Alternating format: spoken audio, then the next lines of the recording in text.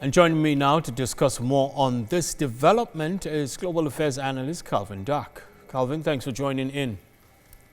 Thank you. So the heat is on. There's so much to say. Where to start from now?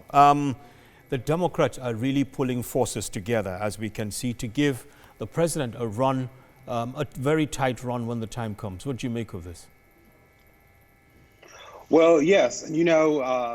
What is one of the things that was historic about last night's convention, regardless of the particular politics you may have or whether or not you like the nominee, this was the first virtual convention.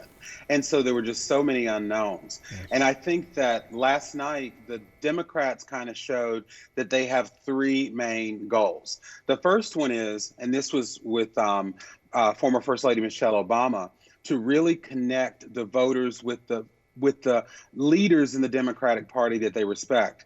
The second was there was a flood of moderate and then even Republican voices to persuade those who are dissatisfied with Trump, who would have never thought they would vote for a Democrat. And then the third group it was just very striking. This is the first convention I can think of in my lifetime where the issues were so, you've got one person talking about how her father was a Trump supporter who died of COVID and his pre-existing condition was trusting the president. You've got the brother of an African-American man that was killed by the police that sparked riots during a pandemic, and that was just Monday. So I think the Democrats are really showing there's so much at stake and that this is more complex and more complicated than we've ever done in recent history.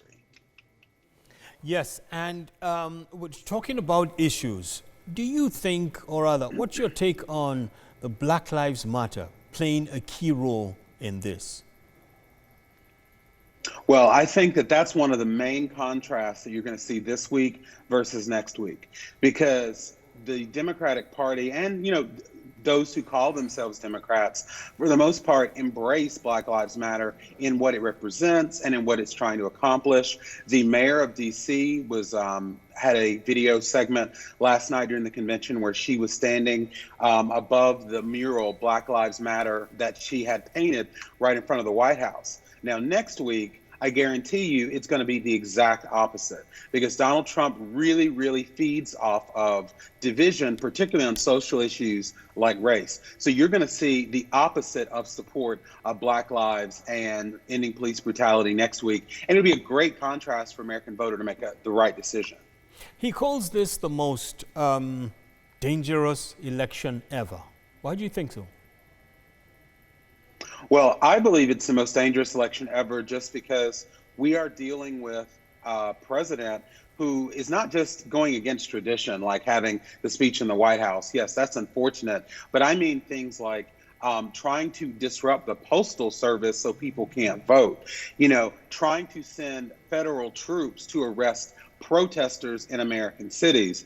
That's why I believe it's dangerous. Now, Donald Trump, on the other hand, thinks it's dangerous because, as he has said before he got elected and since, he is the only one that can fix it. And so in his mind, anything that doesn't foresee him having a second term is dangerous, which just shows you where his mind is at. Well, we'll stay on that and see how it unfolds. Thank you so much, Calvin Duck, for sharing your thoughts with us in this regard. Thank you.